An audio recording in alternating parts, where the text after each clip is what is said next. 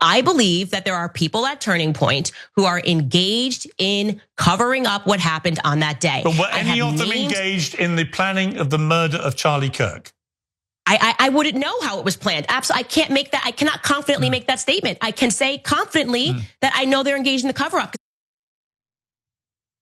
Candace Owens had an hour-long interview with Piers Morgan, which was published just today. And the whole topic of conversation had to do with various conspiracy theories surrounding the assassination of Charlie Kirk. Now, this sit-down interview came about a day after Candace Owens met with Erica Kirk in private. We don't know and are not privy to the specific details of the discussion other than what Candace Owens has disclosed publicly. And she did get into a few details in the context of this Piers Morgan interview.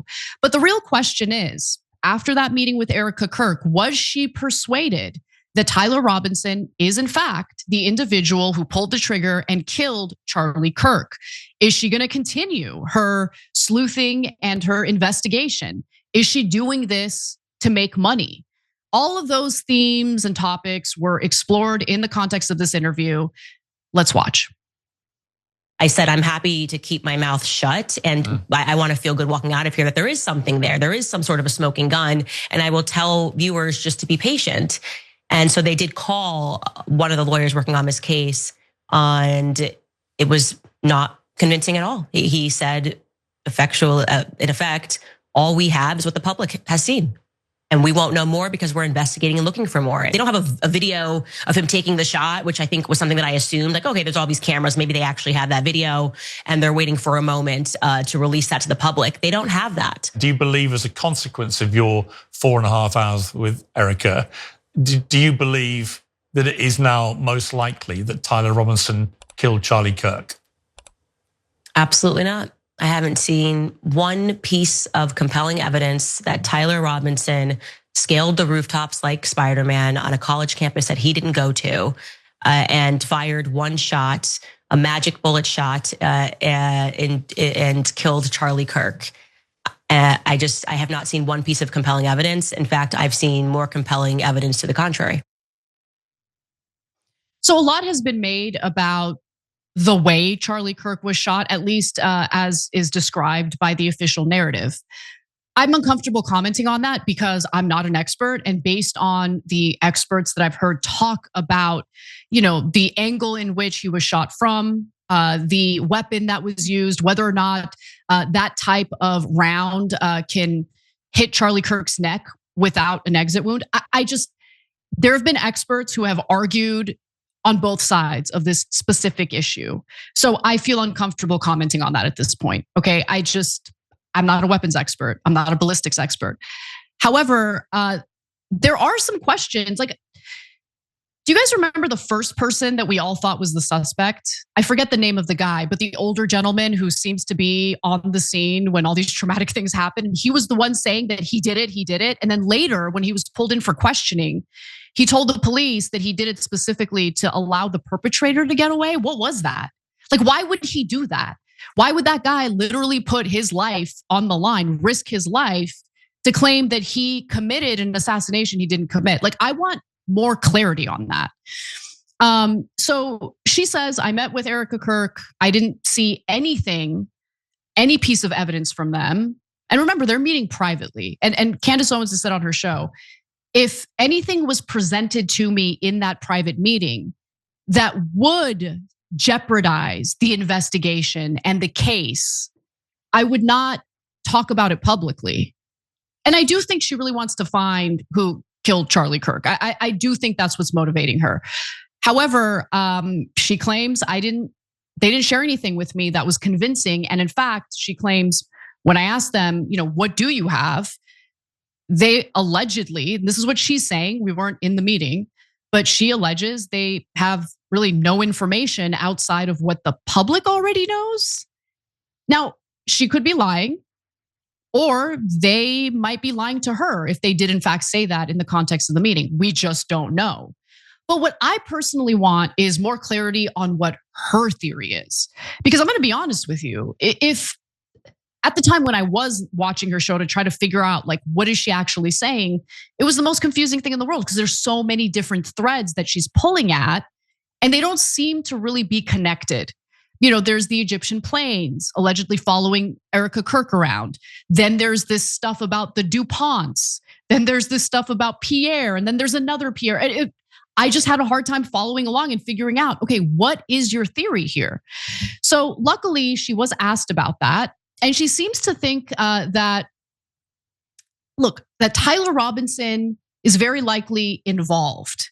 But she was asked whether or not, she thinks he's the only one involved, or if there's more to it than that. So she's going to kind of shed some light on what she's thinking in this next clip. I think the communication should be, we are hopeful that throughout this investigation, we are going to uncover more evidence that links Tyler Robinson to this crime. I do feel confident that he was involved in some capacity on that day. As I have said many times on my show, I was the one who broke the story that he was at the Dairy Queen throwing out clothes, a local Dairy Queen, throwing out clothes in a nearby cemetery. And so I do think he was involved, and multiple people were involved that day. And I think he did pick up clothes. I had communication with Lance's family. I had communication with Tyler Robinson's family. And for some reason, Lance is being protected, which I find to be very strange. His own family thinks he's guilty of more, and they find it weird that the feds kind of glossed over him, almost as though he was a Fed operative, like he was working on behalf of them. Look, at the tail end of that, I think she makes a good point, right? How is it that Lance isn't considered a suspect? Is it just because of that text exchange? How do we not know whether or not Tyler Robinson engaged in that text exchange specifically to ensure that, Lance isn't seen as someone who conspired along with Tyler Robinson to carry out this assassination? I don't know. I just think and look, there could be a more thorough investigation happening behind the scenes that we're just not privy to. But there's really no mention of the alleged transgender lover of Tyler Robinson. No mention of what happened with this person. I mean, and that's supposed to be the person that motivated Tyler Robinson to assassinate Charlie Kirk due to his views on transgender issues. But again, we're not hearing anything about Lance anymore. Don't forget, Noble Mobile saving you a ton of money. So a lot of people are signing up now and beginning to realize, what the hell, why am I paying so much to Verizon and AT&T? So your bill's only $50 a month, but it can actually be less because they give you money back if you don't use your data. So if you're paying more than $50, there's no reason to not switch. It's crazy not to switch because same phone, same number, same contacts, literally nothing changes. TYT.com/switch, TYT.com/switch. All right, we'll be right back. But, to be fair, Kash Patel is very busy appearing on podcasts to talk about how much he loves his girlfriend.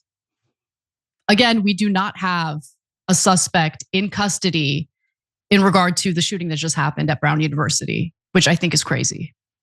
I mean, people should be furious about that. There was someone in custody, but they released that individual and cleared whoever that was of wrongdoing. Anyway, let's keep going. So Candace Owens does not believe that anyone at Turning Point USA pulled the trigger and killed Charlie Kirk. And that's important to say because I do think that the way she's kind of talked about this story really has a lot of innuendo that seems to imply that there are people within the Turning Point community who might have carried this out. Now, while she doesn't blame anyone or think anyone at Turning Point USA pulled the trigger, she is suspicious of something related to Turning Point USA. And she talks about that in this next clip. Do you think anybody at Turning Point, did anybody at Turning Point, in your opinion, know that Charlie Kirk was going to be murdered? There is specifically 2 people at Turning Point USA, and I have communicated that information to Erica and Justin Strife, that I would not be surprised if they had foreknowledge of Charlie Kirk being assassinated. But do you have any evidence? I'm not going to name. I am not going to name those people, okay? Because it's not right for me to name those people until I know for a fact that they did. Did you give the names Did you give the names to Erica? Yes, so I absolutely did. You gave the names to Erica of 2 employees, current employees at Turning Point, who you believe were involved in the preparation for the murder of Charlie Kirk. Is that what you're saying? I told them that if I were in your shoes, these would be 2 employees that I would look further into. And what evidence do you have that they had any prior knowledge of the murder? because I don't have concrete evidence is the reason why I'm not naming them. So I've been responsible. Got no evidence, not saying, but you're telling the widow that these two people may have been involved in the murder. So I think the biggest issue with what Candace is doing, and I want to be clear, I don't have problems with people wanting to do their own investigation and look into things. I think our government is incompetent. There is distrust toward our institutions for good reason. So I am not at all saying that she has no right to ask questions. But I do think the problem with the way Candace Owens is carrying this out is it's fine to suspect that two individuals in particular might have had foreknowledge.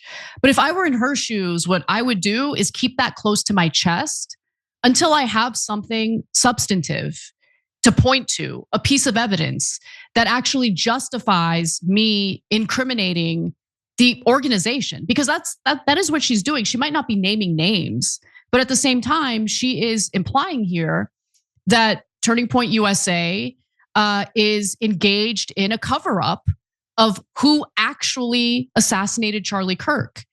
And you're entering dangerous territory there when you don't have the hard evidence to prove it. So again, you can have those suspicions, but I would just personally keep it close to my chest until I have some receipts. Now, I also don't blame her for being angry or suspicious of Turning Point USA because of the fact that the organization, immediately after Charlie Kirk's assassination, seemed to be dishonest about some things, namely Charlie Kirk's own political evolution as it pertains to US support for Israel. And they also were not upfront about what he was experiencing with the pro-Israel donors to Turning Point USA in the months leading up to his assassination. They seem to want to brush that under the rug entirely. And in fact, the biggest issue I had with Erica Kirk's handling of the interview with Barry Weiss is that she totally simplified Charlie Kirk's identity and his views on Israel, because his views on Israel were a lot more nuanced than he loved Israel. You know what I'm saying? He was having some issues with the fact that we were getting dragged into war with Iran, for instance. He was having issues with, some of the way that Israel was carrying out he certainly saw it as a war in Gaza. I mean, he was certainly more supportive of Israel than I am. That's very clear. But to say that he was just, blanket, I love Israel, they're doing nothing wrong, that's just not true. So when you know Charlie Kirk as closely as Candace did, and you know that Charlie Kirk was having these issues with Israel and the Israel lobby, and you see Turning Point USA kind of like cover that up, yeah, you're going to be suspicious of them. And I don't begrudge her for feeling that way. But outside of that, if you don't have evidence, hard evidence, that individuals within Turning Point USA engaged in a cover-up, maybe don't mention that until you have the hard evidence. Just even implying that that might be the case, I think is dangerous and puts a target on people's backs. So the final video I'll go to is her comments on Israel, because she was asked if she believes that Israel was involved. Israel, I got tons of questions about. Yeah, I think Israel was a very good place to start when Bibi Netanyahu was just denying and just way too involved in the beginning. That was weird. Everyone felt it was weird, and they were right to feel that it was weird. And when Bibi admits that he called him 2 weeks before and invited him to Israel, like, what's that about? People are being. And also because it just happens to be that from the very beginning, Zionists don't want us investigating the Charlie Kirk assassination. So it's just, I would say, the usual suspect. I mean, what she said at the tail end of that clip is absolutely true. Don't you guys find it weird that the ardent defenders of Israel in this country tend to want to avoid the release of the Epstein files? Like, I literally found myself in a 2v1 debate with that Josh Hammer guy and Alan Dershowitz, in which both of them very clearly do not want to shed light on the Epstein files. Now, Alan Dershowitz pretends like he wants them released, but specifically because he wants to smear the very women who accused Jeffrey Epstein of exploiting them and abusing them. But Yeah, I mean, I think the behavior that you see from the Israeli government immediately after some tragic event takes place here in the United States makes them seem suspicious. I mean, you can't deny that. Okay, and look, it could just be Benjamin Netanyahu being the depraved goon that he is, using tragedy for his own political purposes. Because the first thing he did was go on a media tour in which he started blaming radical Islamists and leftists for the assassination of Charlie Kirk before we even had a suspect in custody. So again, it might just be a depraved, disgusting, genocidal foreign leader using these traumatic events, these horrible, tragic events for his own political benefit. But don't get upset when people start looking at Israel and like, was it Israel involved? Why is their government getting so involved in commenting on this? It's crazy. So again, I don't begrudge her for wanting more information. I want more information, but I do think there's a way to do this where you're keeping in mind that engaging in a witch hunt or pointing fingers or implying that people have engaged in wrongdoing when you don't have any evidence of that, that's a dangerous thing to do. So I hope she's a little more careful moving forward. It seems like she's not going to drop the issue, even though a lot of her fans were raging against her yesterday because they thought that Erica Kirk maybe talked to her and convinced her not to look into this. But her audience wants her to look into this. And I think she is going to continue looking into this. The question is she going to change the way she does it? And we're just going to have to wait and see. Every time you ring the bell below, an angel gets his wings. Totally not true, but it does keep you updated on our live shows.